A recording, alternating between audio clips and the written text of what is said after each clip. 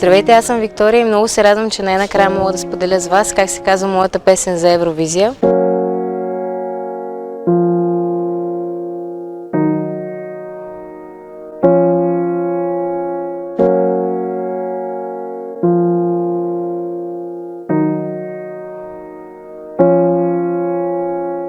Tears Getting Sober е песента, която създадохме заедно с Symphonix във Виена.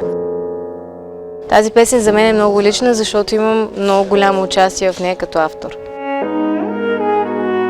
Много сме щастливи, че Виктория взема активно участие в всеки един елемент от създаването на цялостния продукт.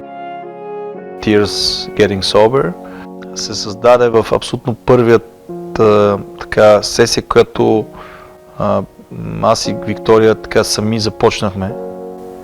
Нали? Защото преди това нямахме възможност да работим по такъв начин. В ден, в който може би всичко около нас се опитваше по някакъв начин да ни разсейва, да ни попречи на тази сесия. Двама от младите души, които бяха на кемпа, които бяха в паралелна сесия на друго място, получиха много силни паник-атаки и даже трябваше да дойде бърза помощ да ги докара в болницата, защото почнаха да се задушават. Което беше голям шок и това се случи в момента, в който ние искаме да твориме. В един момент така обърнахме, че посланието на песента беше точно това, което се случваше. Нали, че главната проблем на днешната генерация са тези mental health issues. Психическите проблеми, които имат младото поколение. Най-вече паник-атаки, постоянно чувство за страх, за непълноценност, депресия.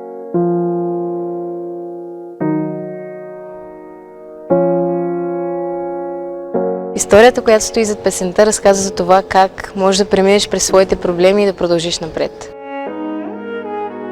Вдъхновена от тези проблеми, които имат младите хора, но с посланието за това, че все пак има надежда и единственият шанс ти да излезнеш от това е да пребориш страха си и поне да решиш да опиташ да излезнеш от това нещо, а не да си с това мислене, че няма как и без това се оправя, всичко вече е загубено. Това е една травма и една болка, която винаги ще ме преследва. Може би една рана няма как да остане без белег, но поне по-добре да имаш белег, отколкото рана, която постоянно да е отворена. И да се научиш да живееш този белег.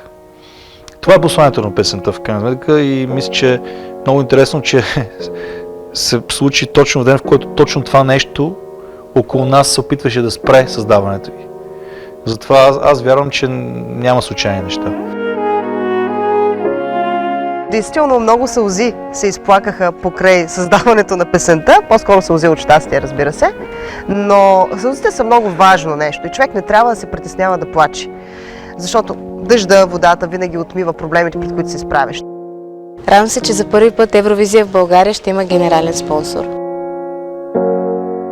Много се радваме, че вече можем да обявим новината, че всъщност Евровизия България си има и първия генерален спонсор, т.е. първата компания, която действително повярва в това, че повярва в нас и в това, че тази голяма музикална олимпиада може наистина да доведе много бизнес и много клиенти. Без компании като iCard, участието в този размер и с този размах не би било възможно. Наистина много сме щастливи, че повярваха в нас, а това е една страхотна компания, която работи основно на международните пазари. Смятаме и сме убедени, че такива проекти могат да помагат на много компании действително да излязат и да имат достъп до цялата аудитория.